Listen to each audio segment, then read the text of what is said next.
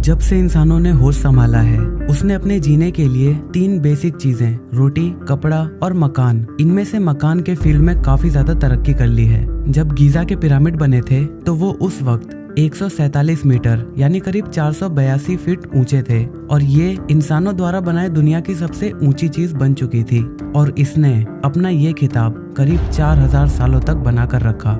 और फिर उसके बाद करीब 13वीं सदी में 1311 में इंग्लैंड के लिंकन कैथेड्रल ने गीजा के पिरामिड के सबसे ऊंचे होने का खिताब उससे छीन लिया और 160 मीटर यानी करीब 525 फीट की ऊंचाई के साथ अब वो दुनिया की सबसे ऊंची चीज बन चुका था जो कि इंसानों ने बनाया था। और इसके बाद से ही मानो सबके अंदर ऊंची से ऊंची इमारत बनाने की रेस सी लग गई और आज हमने ऐसी बिल्डिंग्स बना ली हैं जिसकी ऊंचाई पहले सोच पाना भी काफी मुश्किल था। लेकिन क्या आसमान की ऊंचाई तक चीजों को बनाना इतना आसान होता है? वेल, आज की वीडियो में हम यही बात जानने की कोशिश करेंगे कि आखिर इंसान कितनी ऊंचाई तक कोई भी चीज बना सकता है। इसे शुरू करने से पहले हम ये देख लेते हैं कि अभी फिलहाल ऐसी कौन कौन सी बिल्डिंग्स या स्ट्रक्चर्स हैं जिसने इंजीनियरिंग और साइंस के लॉज को सीधे सीधे चुनौती दी है। जैसा कि मैंने आपको बताया कि गीजा के पिरामिड्स वो पहले ऐसे मॉन्यूमेंट्स थे जिसने सबसे ऊंचे होने का खिताब जीता था, लेकिन उसके रिकॉर्ड को तोड़ते हुए कई सालों बाद 1884 में वॉशिंगटन मॉन्यूमेंट ने 169 मीटर यानी करीब 555 फीट की ऊंचाई का रिकॉर्ड बनाया था। इसके कुछ ही दिनों बाद इस दुनिया का सबसे ऊंचा झूला इतनी ही हाइट का बनाया गया, तो ऑब्वियसली ये मॉन्यूमेंट अब इस दुनिया का सबसे ऊंची चीज नहीं रह गई थी। अगर सबसे ऊंचे स्टैचू की बात करें तो अभी पिछले हफ्ते तक स्प्रिंग टेम्पल बुद्धा ने इसकी जगह ले रखी थी, लेकिन 30 अक्टूबर 2018 को ही 182 मीटर ऊंचा स्टैच्यू ऑफ यूनिटी यानी सरदार वल्लभ भाई पटेल की एक मूर्ति का उद्घाटन हुआ जो अब इस दुनिया की सबसे ऊंची मूर्ति बन चुकी है। ये स्टैच्यू इतना ऊंचा है कि अगर कोई इसके ऊपर से कूद जाता है तो उसे धरती पर गिरने में करीब 5 सेकंड से भी ज्यादा का वक्त लग सकता है। लेकिन जिस वक्त रोग आयरन और स्टील की मदद से आईफल टावर बना था तो उसने इंसानों को उसकी लिमिट बता दी थी। तब इंसानों ने सोचा था कि शायद बस अब इतना ही है, अब इससे ऊंची कोई भी चीज नहीं बनाई जा सकती, क्योंकि आईफिल टावर की ऊंचाई करीब 301 मीटर यानी 988 फीट के आसपास है। खोखली और स्टील के स्ट्रेसेस से बनी ये इमारत नेचर के लॉस को उतना ज्यादा चुनौती नहीं दे रही थी जितनी उसी ऊंचाई की कोई बिल्डिंग दे पाती, क्योंकि यहाँ से आसानी से हवा इसके आर पार जा सकती है। इससे इस पर कोई भी एक्स्ट्रा स्ट्रेस नहीं लग रहा है और ये आराम से खड़ी रहती है। इसके करीब 41 साल बाद यानी 1930 में क्रिसलर बिल्डिंग ने 319 मीटर की ऊंचाई पाकर आईफिल टावर को पीछे छोड़ दिया और दुनिया की सबसे ऊंची इमारत बन गई। लेकिन इसके अगले ही साल 1931 में एम्पायर स्टेट बिल्डिंग ने पूरी दुनिया के इंजीनियर्स और आर्किटेक्ट्स को चौंका कर रख दिया। अपने एरोडायनामिक डिजाइन की मदद से ये बिल्डिंग करीब 448 मीटर की ऊंचाई पाने में सफल हुई और एक नया रिकॉर्ड बना दिया। अब दुनिया में 1950 के दौर में कुछ अलग हुआ। लोग अचानक से रेडियो और टीवी टावर्स बनाने लगे और ये टावर्स इतने ऊंचे बनाए जा सकते थे जितनी उस वक्त किसी बिल्डिंग के बारे में सोच पाना भी नामुमकिन था। इस दौर में कोई भी बिल्डिंग कभी भी सबसे ऊंची चीज होने का रिकॉर्ड नहीं बना पाई, क्योंकि वहाँ कोई न कोई ऐसा टावर मौजूद होता था जो इन सब से काफी ऊंचा होता था। और ऐसा इसलिए हो पाता था क्योंकि ये काफी पतले होते थे। इसी वजह से ऊंचाई पर भी हवा का प्रेशर इन पर इतना ज्यादा फोर्स नहीं लगा पाता था जो इसे हिला सके, क्योंकि इनका सरफेस एरिया भी काफी कम होता था। वार्सो रेडियो मस्ट पिछले कई सालों से इस दुनिया की सबसे ऊंची इंसानों द्वारा बनाई चीज में से एक था। ये इतना ऊंचा था कि इसके नीचे खड़े होकर आप इसके हाईएस्ट पॉइंट को भी नहीं देख सकते थे।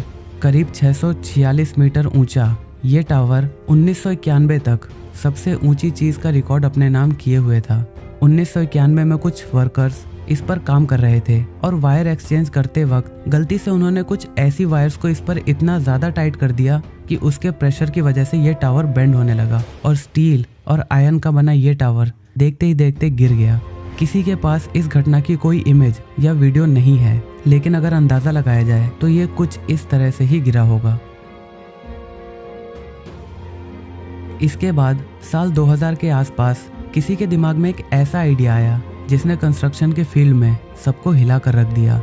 जी हाँ, आपने सही सोचा, बुर्ज खलीफा बनाने का आइडिया।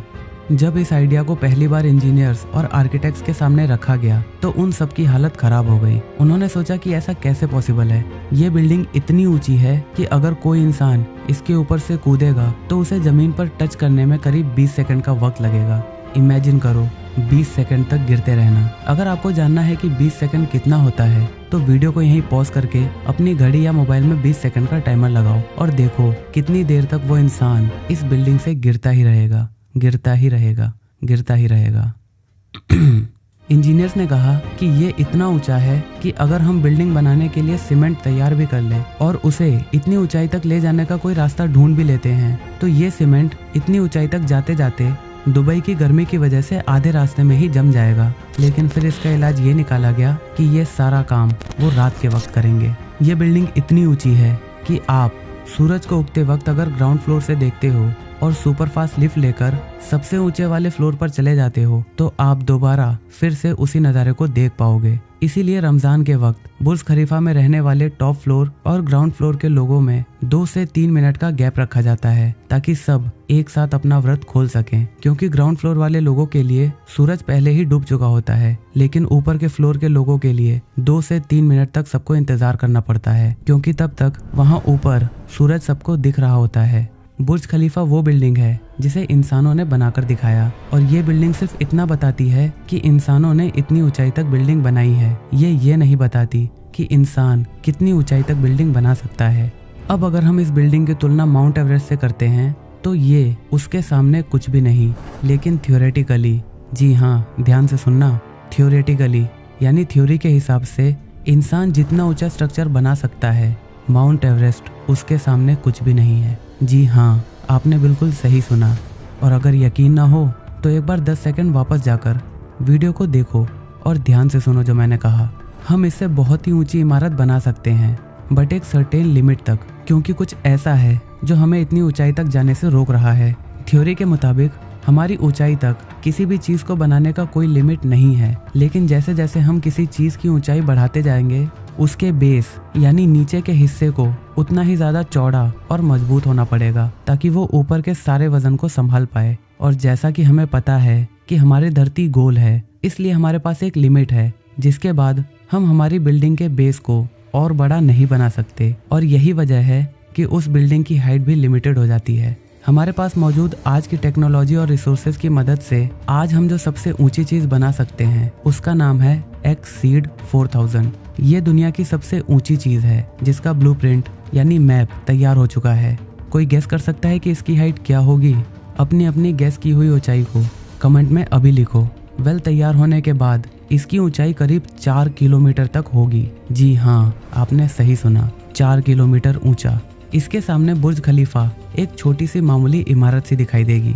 इतनी ऊंची बिल्डिंग को संभालने के लिए इसके बेस को करीब 6 किलोमीटर तक चौड़ा बनाया जाएगा। ये बिल्डिंग एक मेटल केस जैसे आउटर स्ट्रक्चर में तैयार करी जाएगी जिसमें करीब एक साथ 10 लाख लोग रह सकते हैं। ये इतना ऊंचा होगा कि जहाँ पर भी ये बनेगा वहाँ पर इसके ऊपर के फ्लोर्स में रहने वाले लोगों को मौसम में होने वाले बदलाव का पता ही नहीं चलेगा। इमेजिन करो यार, क्या सीन होगा। बिल्डिंग के नीचे वाले फ्लोर्स पर बारिश हो रही है और ऊपर धूप निकली हुई है, क्या नज़ारा होगा ना।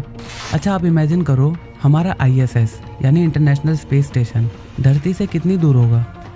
इतनी इतनी इतनी या फिर इतनी? वेल, अगर हम स्पेस से देखें और ये हमारी धरती है तो स्पेस स्टेशन हमारी धरती से कुछ सिर्फ इतनी सी दूरी पर घूमता रहता है।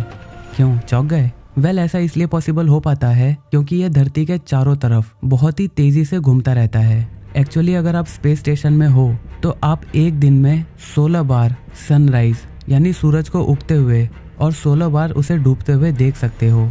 और ऐसा हो पाता है स्पेस स्टेशन की इतनी तेजी से घूमने की वजह से।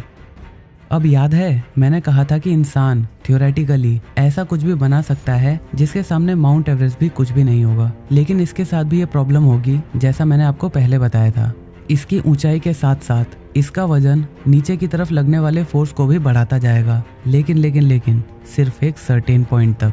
अगर कोई चीज धरती के जियो स्टेशनरी ऑर्बिट तक की हाइट तक पहुंच जाएगा तो उस पर एक नई फोर्स लगना शुरू हो जाएगी और वो फोर्स है सेंट्रीफ्यूगल फोर्स। जियो स्टेशनरी ऑर्बिट धरती से वो दूरी है जहां पर कोई भी ऑब्जेक्ट धरती की ग्रेविटी की वजह से अट्रैक्ट होना बंद हो जाता है। अब ये सेंट्रीफ्यूगल फोर्स इसके वेट की वजह से लगने वाले फोर्स को बैलेंस करना शुरू कर देगा, जिसकी वजह से ये स्ट्रक्चर एक टेंशन जनरेट करेगा और ये खुद को उसी टेंशन की वजह से स्टेबल करने लगेगा।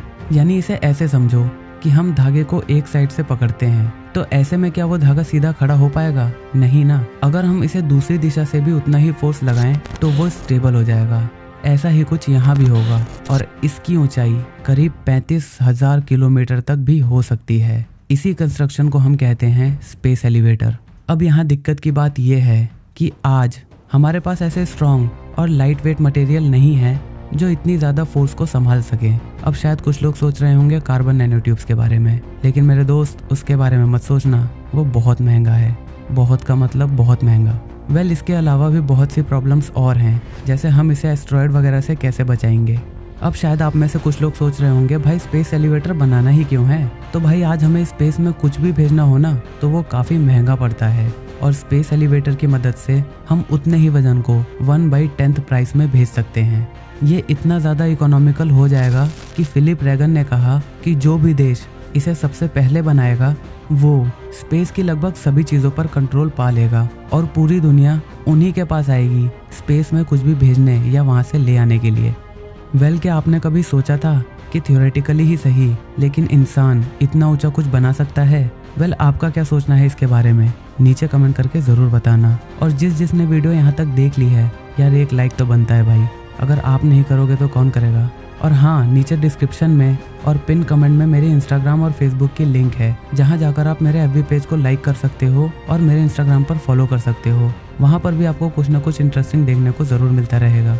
अगर आप चैनल पर नए हो तो सब्सक्राइब करना मत भूलना। मैं अपनी वीडियो में ऐसे ही ज्ञान बांटता रहता हूँ। ऐसी इन्फॉर्मेटिव वीडियोस देखने के लिए चैनल को सब्सक्राइब करना मत भूलना। वीडियो को लाइक और शेयर भी कर देना। जय हिंद, वंदे मातरम।